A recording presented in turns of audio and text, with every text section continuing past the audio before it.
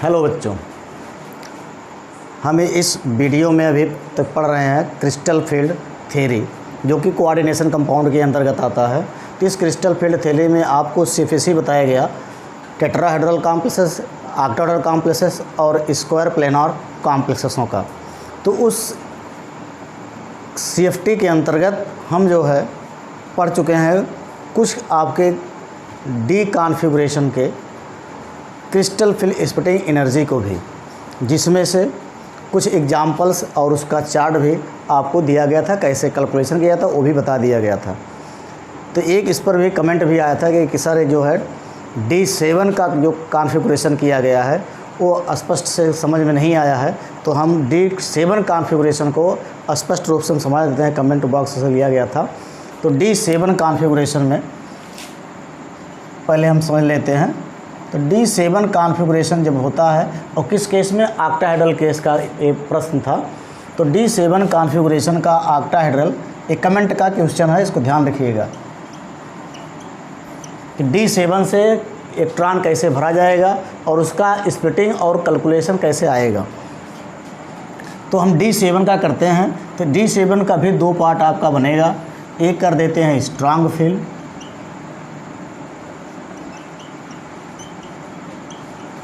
Strong field ligand environment का हो जाएगा, और एक आपका हो जाएगा वीक फील्ड लिगैंड इन्वायरमेंट का, वीक फील्ड लिगैंड का और स्ट्रांग फील्ड लिगैंड का। तो हम लिखेंगे यहाँ पर D7 और इसका बना देंगे स्प्लिटिंग। स्प्लिटिंग से स्पष्ट क्लियर हो जाएगा, क्योंकि दोनों केसों में आपका TTG और EG ऑर्बिटल रहेगा, और यहाँ पर 3 कक्षक आपके पाए जाते हैं T2G में, और 2 कक्षक आपके पाए जाते हैं EG में। अब यहाँ पर D7 हमको देखना है। अगर ये स्ट्रांग फील्ड लिगैंड है तो सबसे पहले इलेक्ट्रॉन का फिलअप T2G में होता है पेरिन तक, उसके बाद तब जब अगर इलेक्ट्रॉन बढ़ता है तब उसको ऊपर वाले कक्षक में ले जाते हैं। जैसे D7 दिया गया तो 1 2 3, अब इसका पेयरिंग होना शुरू हो जाएगा 4 5 6। अब एक इलेक्ट्रॉन चला जाएगा ऊपर। अब देखिए D7 हो गया इन the case of strong field ligand. तब यहाँ पर आप निकालेंगे इसके लिए CFSE बराबर -0.4 इंटू T2G का power L plus 0.6 into EG का पावर M, और पूरे का हो जाएगा होल मल्टीपल डेल्टा ऑक्टाहेड्रल का एनर्जी जो आपका होता है 10D उसी से मल्टीपल हो जाएगा।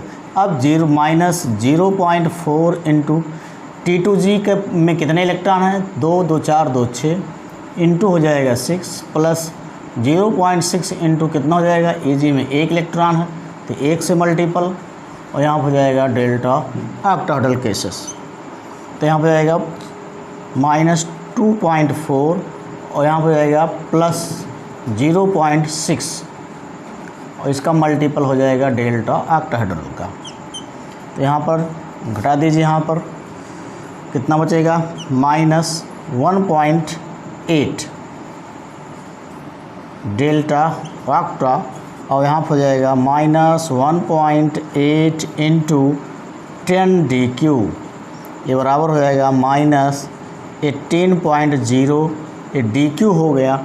अब यहाँ पर देखिए 1 2 3 पेयरिंग एनर्जी है, तो इसी के सामने +3P, तो इसमें 3 पेयरिंग एनर्जी हो गई, तो आ गया आपका 3P, और 18 DQ इसकी एनर्जी हो गई। D7 configuration in the case of strong field ligand. यहाँ पे एक बार दोबारा समझ लीजिए, जब ये स्ट्रांग फील्ड लिगैंड होगा सबसे पहले इलेक्ट्रॉन हमको T2G में भरना होता है, तब उसके बाद EG में जाता है। तो क्रम से हम 1 2 3 4 5 6, अभी भी एक बच रहा है, चला जाएगा ऊपर। तब वही वैल्यू आप फार्मूले में रखेंगे, उसका आराम से कैलकुलेशन हो जाएगा। नेक्स्ट इसी केस का D7 का बिग फील्ड लिगैंड इन्वायरमेंट में आते हैं। तो यहाँ भी ऐसे हम लिख लेंगे D7। अब इसके लिए भी ऑक्टाहेड्रल स्प्लिटिंग का कंडीशन बनेगा। तो यहाँ पर आपके 3 कक्षक होते हैं, इसको भी लिख लेंगे T2G। यहाँ आपके 2 कक्षक होते हैं, इसको ले लेते हैं EG। अब यहाँ पर बिग फील्ड इन्वायरमेंट जब हो जाएगा तो यही इलेक्ट्रॉन यहाँ पेयरिंग ना होकर पहले सब मतलब प्रत्येक कक्षक जितने भी आपके डेक दिए गए सब में एक एक इलेक्ट्रॉन का फिलअप कर दिया जाएगा। 1 2 3 4 5। अब देखिए जब सब में एक एक हो जाएगा तब यहाँ से पेयरिंग करना स्टार्ट हो जाएगा। 1 2 मतलब 5 और +2 कितना हो गया 7। अब इसकी जब CFC गणना करेंगे in the case of weak field ligand तो CFSE equal to -0.4 into T2G का power L plus 0.6 into EG का पावर M और पूरे का होल मल्टीपल आपका हो जाएगा डेल्टा ऑक्टाहेड्रल कॉम्प्लेक्स का। अब यहाँ पर -0.4 कितने इलेक्ट्रॉन है T2G में 5 इलेक्ट्रॉन और प्लस 0.6 इंटू कितने 2 इलेक्ट्रॉन मल्टीपल 2 हो जाएगा और यहाँ हो जाएगा डेल्टा ऑक्टाहेड्रल का। अब यहाँ पर -2.0 और प्लस हो जाएगा 1.2, यहाँ हो जाएगा डेल्टा ऑक्टा। माइनस वैल्यू ज़्यादा इसमें हटा दीजिए तो 12 8 20 होता है -0.8 यहाँ पर हो गया। यहाँ पर डेल्टा ऑक्टा मल्टीपल कर दीजिए वैल्यू रख कर -0.8 इंटू 10 अब बराबर आपका हो जाएगा -8.0 DQ और कितने पेयर हैं 2 तो +2P 2 पेयरिंग आपकी एनर्जी हो जाती है। तो एक केस आपका हो गया इसके लिए ऑक्टाहेड्रल का D7। ऐसे आपका D8 D9 D10 का बताया गया था समान होगा स्प्लिटिंग, चाहे वह बिग फील्ड केस हो चाहे वह स्ट्रांग फील्ड केस हो। तो ये D7 का इसको आप नोट डाउन कर लीजिए। इसके बाद फिर नेक्स्ट चलते हैं सम कुछ और कॉमन एग्जाम्पल लेते हैं कॉम्प्लेक्सों के रूप में, उसकी CFC गणना हम कैसे करेंगे। तो कुछ एग्जाम्पल हम सॉल्व करा दे रहे हैं, उसके बाद फिर नेक्स्ट टॉपिक पढ़ा जाएगा।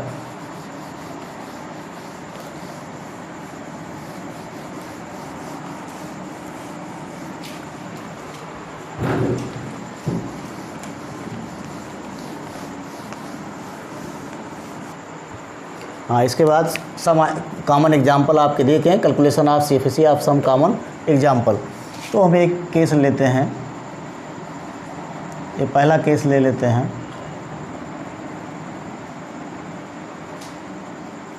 Fe CN6 square bracket 3- complex का, इसी का हमको क्या निकालना है CFSE की गणना करनी है इस कॉम्प्लेक्स के सेंट्रल मेटल का, इसी का निकालना है CFSE।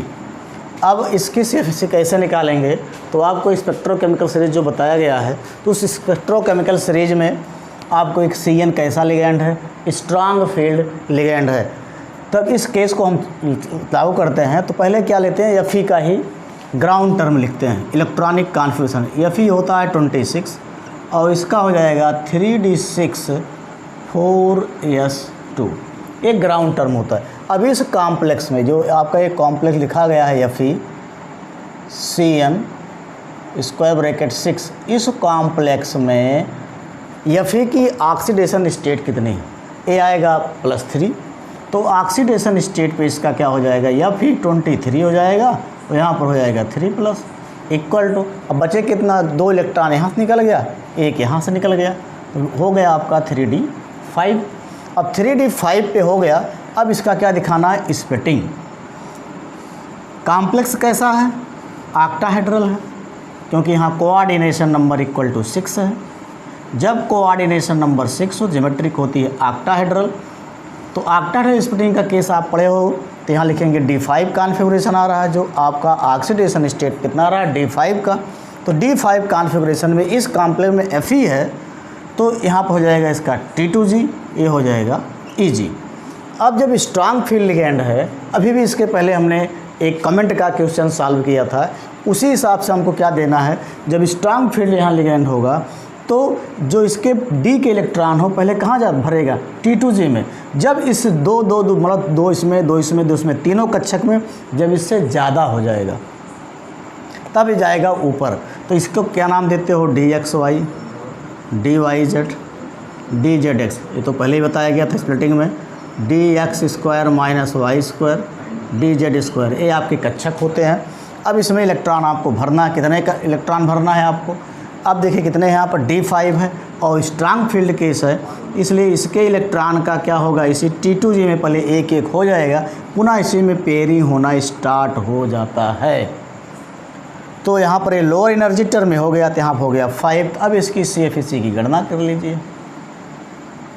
तो इसकी CFC बराबर होता है -0.4 इंटू T2G का power L plus 0.6 into EG का पावर M, और यहाँ पर डेल्टा ऑक्टाहेड्रल का जो वैल्यू होती है 10 को रखना पड़ेगा बाद में डेल्टा ऑक्टा के स्थान पर। अब यहाँ पर हो जाएगा -0.4 इंटू कितने इलेक्ट्रॉन है, 5 इलेक्ट्रॉन है, तो यहाँ हम 5 कर देते हैं, प्लस 0.6 इंटू कितने इलेक्ट्रॉन है, EG में कोई इलेक्ट्रॉन नहीं, इसलिए यहाँ 0 रख दिया। अब यहाँ पर हो जाएगा डेल्टा ऑक्टा। अब इक्वल टू हो जाएगा 5 और 20 में शून्य जोड़ेंगे तो -2.0 प्लस 0, ये आपका हो जाएगा डेल्टा ऑक्टा। कितने पेयरिंग एनर्जी है, 2 है, तो यहाँ लिख दीजिए प्लस 2p। अब यहाँ पर हो जाएगा -2.0 इंटू 10 इसकी वैल्यू हमने रख दिया डेल्टा ऑक्टा का, और प्लस 2p बराबर हो जाएगा -20.0 DQ प्लस 2p।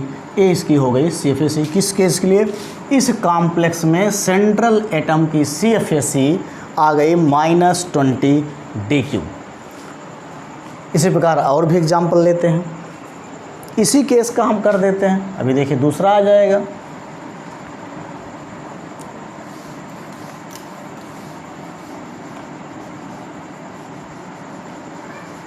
चलिए दूसरा एग्जाम्पल लेते हैं। इसको ऐसे रहने देते हैं, अभी इसी में चलो मिटा देते हैं। अच्छा, दूसरा example, CO Cl6 square bracket 3-। अब देखिए यहाँ पर इस केस में सेम पहले ही पैटर्न की तरह हम यहाँ पर लिखेंगे कोबाल्ट का इलेक्ट्रॉनिक कॉन्फ़िगरेशन। कोबाल्ट का होता है 27 और लास्ट इलेक्ट्रॉनिक कॉन्फ़िगरेशन आपका होता है 3d7 4s2। तो इस कंडीशन में तो ग्राउंड टर्म हो गया, और इस कंडीशन में आपका कोबाल्ट पर 3+ का आवेश है, तो यहाँ हो जाएगा 24 इक्वल टू क्या हो जाएगा 3d6 और 4s0 कॉन्फ़िगरेशन। अब यहाँ पर हमको दिखाना क्या, क्योंकि यहाँ कोऑर्डिनेशन नंबर कितना 6 है, तो कोऑर्डिनेशन नंबर 6 होगा, ज्योमेट्री कैसे होगी, ऑक्टाहेड्रल होगी। तो ऑक्टाहेड्रल स्प्लिटिंग यहाँ पर किसका हो जाएगा, D6 का हो जाएगा, तो यहाँ लिख देंगे D6 और इसका स्प्लिटिंग दिखा देंगे इस प्रकार। इसमें कितने कक्षक होते हैं, 3 होते हैं। ऊपर कितने होते हैं, 2। एक कौन होता है T2G, एक कौन होता है AG in the case of octahedral complexes. अब यहाँ D6 कॉन्फ़िगरेशन में तो जैसे पहले बताया गया था, अब यहाँ पर बिग फील्ड, ये देखो नेचर आ गया कि नेचर लिगेंड का कैसा है, बिग फील्ड है। जब बिग फील्ड लिगेंड होता है तो आपका जब तक कि प्रत्येक कक्षक में एक एक इलेक्ट्रॉन नहीं हो जाएगा तब तक उसका पेयरिंग नहीं होता है। यहाँ पर चाहे वह T2G कक्षक हो चाहे EG, तो इलेक्ट्रॉन हमको भरना रहता है, जितने इलेक्ट्रॉन हो डी कॉन्फ़िगरेशन में उस हिसाब से भरना है। तो यहाँ पर 6 इलेक्ट्रॉन है, तो पहला हो गया 1 2 3। अब यहाँ पेयरिंग नहीं होगा, पेयरिंग कहाँ कब होगा, जब इसमें भी दोनों में एक एक इलेक्ट्रॉन हो जाएगा तब होगा पेयरिंग इस D6 के केस में in big field ligand containing complexes. तो यहाँ पर हो जाएगा 6। अब देखो छठा इलेक्ट्रॉन यहाँ हो गया 6, तो एक पेयर यहाँ पर आकर बन गया कहाँ पर T2G में। फिर 7वां यहाँ बढ़ता, 8 होता है यहाँ बढ़ता, 9 होता है यहाँ जाता, 10 होता है यहाँ होता। इस प्रकार क्रम से आपका इलेक्ट्रॉन कॉम्प्लेक्सों में भी हम CFC गणना आसानी से कर लेते हैं। अब इसका CFC कितना आ जाएगा, -0. फार्मूला वही है, -0.4 इंटू T2G का power L plus 0.6 into EG का पावर M, और यहाँ पर डेल्टा ऑक्टाहेड्रल का। ऑक्टा T स्क्वायर प्लेनार कुछ भी यूज़ कर सकते हैं यहाँ पर, जिस केस का रहेगा उसे लगा देंगे। O है तो वो माने ऑक्टाहेड्रल, T लगाएंगे तो टेट्राहेड्रल, SP लगा देंगे तो स्क्वायर प्लेनार। अब यहाँ पर क्या हो जाएगा, -0.4 इंटू T2Gl में कितने इलेक्ट्रॉन है, देखो 2 इसमें है, 2 4, तो यहाँ 4 से मल्टीपल, प्लस 0.6 कितने इलेक्ट्रॉन है, इसमें 2 इलेक्ट्रॉन है, तो यहाँ 2 से मल्टीपल, और यहाँ पर हो जाएगा आपका डेल्टा ऑक्टा। अब यहाँ पर क्या हो जाएगा, सॉरी 1.6 प्लस 1.2 और यहाँ जाएगा डेल्टा आक्टा, क्योंकि माइनस एक प्लस वैल्यू है तो माइनस 0.4 इंटू डेल्टा आक्टा और बराबर क्या हो जाएगा माइनस 0.4 इंटू 10 डी क्यू और प्लस क्या हो जाएगा एक पेयरिंग एनर्जी आ रही है तो यहाँ हो जाएगा 1p। तो यहाँ पर कितना हो गया आपका minus 4.0 D Q plus 1p। तो इस देखिए केस में इसकी एफिशिएंसी आ गई माइनस 4 डी क्यू। तो किस कारण आया ये, क्योंकि यहाँ पर Cl कैसा लिगेंड है, स्ट्रांग फील्ड लिगेंड। तो देखिए दोनों केस हमने बता दिया, एक वीक फील्ड और एक आपका स्ट्रांग फील्ड, दोनों केस आपका हो गया है। तो इन दोनों केसों में इस प्रकार से आप कॉम्प्लेक्स का क्या निकालेंगे, पहले उसका ग्राउंड टर्म इलेक्ट्रॉनिक कॉन्फिगरेशन, फिर उसका ऑक्सीडेशन। जब ऑक्सीडेशन आ जाए तब वह देखिए कि वह कॉम्प्लेक्स में कोऑर्डिनेशन नंबर कितना है, तो उस कोऑर्डिनेशन नंबर को रख के कौन सा कॉम्प्लेक्स बन रहा है इसका डिटर्मिनेशन हो जाएगा। फलस्वरूप जितना कॉन्फ़िगरेशन आए ऑक्सीडेशन में वही लिख के उसके इलेक्ट्रॉन का डिस्ट्रीब्यूशन कर दीजिएगा according to ligand present in their complex. मतलब इस कॉम्प्लेक्स में किस प्रकार का लिगेंड प्रेजेंट है, इस हिसाब से क्या करते हैं हम इलेक्ट्रॉनों को उसमें रख देते हैं। अब हम ये तो ऑक्टाहेड्रल केस का हो गया, अब कुछ एग्जाम्पल हम टेट्राहेड्रल केस का दे देते हैं।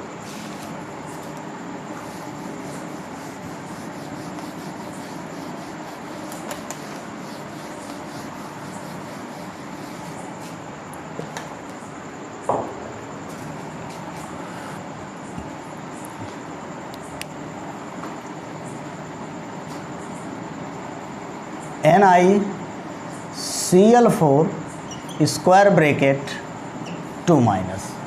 अब देखिए इस केस में आपका निकिल है सेंट्रल एटम, तो यहाँ Ni लिख लेते हैं। Ni का होता है 28, ground term electronic configuration 3d8 4s2, ये आपका हो गया। अब इसके बाद क्या देखते हैं कि इस कंडीशन में इसकी ऑक्सीकरण संख्या कितनी है Ni की, तो देखिए +2 आ रहा है, क्योंकि 4 में से 2 घटा देंगे तो +2 आ जाएगा। तो Ni पे 2 प्लस और यहाँ कितना हो गया 26 इक्वल टू कितना हो जाएगा 3d8 और 4s0। एक कंडीशन हो गया। अब यहाँ पर जब एक कंडीशन हो गया, अब हम क्या दिखाएंगे स्प्लिटिंग। किस रूप में स्प्लिटिंग दिखाना है, अब यहाँ पर ज्योमेट्री कैसी बनेगी, अब उस पर आपका निर्भर करेगा किस पर, इसके कोऑर्डिनेशन नंबर पर। तो इस कॉम्प्लेक्स में सेंट्रल एटम की उप शासन संख्या 4 है। अब कॉम्प्लेक्स क्या बन सकता है, या तो आपका टेट्राहेड्रल हो सकता है या तो आपका स्क्वायर प्लानर। लेकिन जो आप बैलेंस बॉन्ड थ्योरी के अकॉर्डिंग निकाले हो NiCl4 2 माइनस में टेट्राहेड्रल होता है, तो टेट्राहेड्रल D8 कॉन्फ़िगरेशन के लिए क्या होगा, तो इसमें आपने टेट्राहेड्रल पढ़ा splitting just reverse of the octahedral complex. तो ऑक्टाहेड्रल कॉम्प्लेक्स का उल्टा होता है, तो जहाँ T2 कक्षक लिखे T2G था वो चला जाएगा ऊपर, तो यहाँ हो जाएगा T2। जहाँ EG कक्षक था ऊपर था वो आएगा नीचे, तो हो जाएगा E ऑर्बिटल। तो इसमें कितने कक्षक ऊपर हो जाते हैं 3 और नीचे हो जाते हैं 2। अब इस हिसाब से भरना है। तो यहाँ पर चाहे वह वीक फील्ड लिगेंड हो और चाहे आपका स्ट्रांग फील्ड लिगेंड हो, इसके लिगेंड इन्वायरमेंट पर इस पर कोई प्रभाव नहीं पड़ता है। बशर्ते क्या करना होता है, इलेक्ट्रॉन सेम बेम भरा जाएगा, पहले लोअर एनर्जी लेवल फिर हायर एनर्जी लेवल, लेकिन पेयरिंग नहीं होगी। पेयरिंग कब होगी, जबकि प्रत्येक कक्षक में एक एक इलेक्ट्रॉन हो जाए अकॉर्डिंग टू हुंड।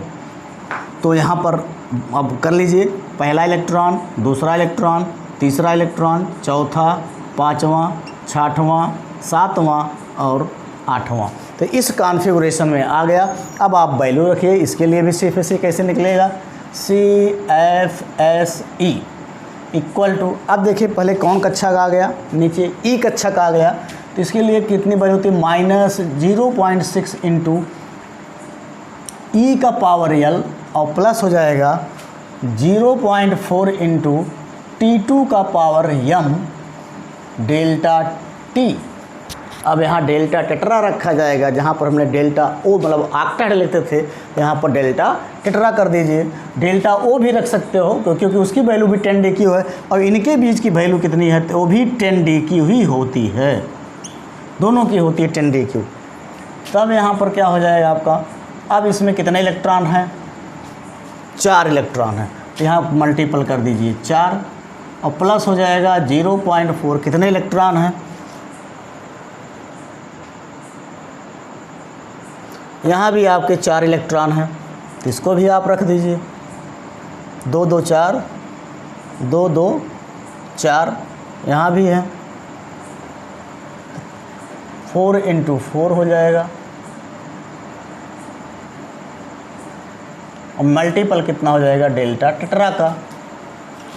अब यहाँ पर कितना हो जाएगा -2.4 प्लस 1.6 और यहाँ हो जाएगा डेल्टा टी। अब इसमें से घटा दीजिए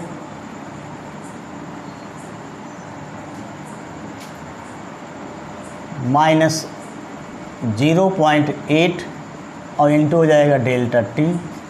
अब यहाँ पर हो जाएगा -0.8 इंटू कितना होता है आपका, इसके लिए 10 DQ ये भी होता है, बराबर जाएगा -8.0 DQ।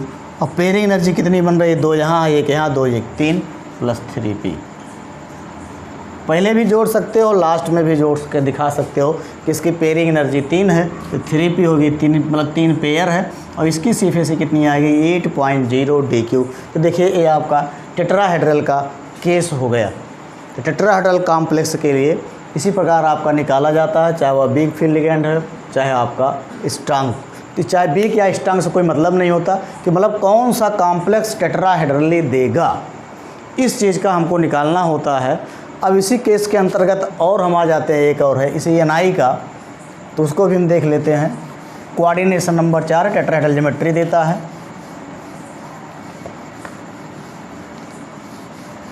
जनरली जो आपका सिलेबस मेनली है वो टेट्राहेड्रल और ऑक्टाहेड्रल केस ही पूछता है परीक्षा में, वही आपका दिया भी है।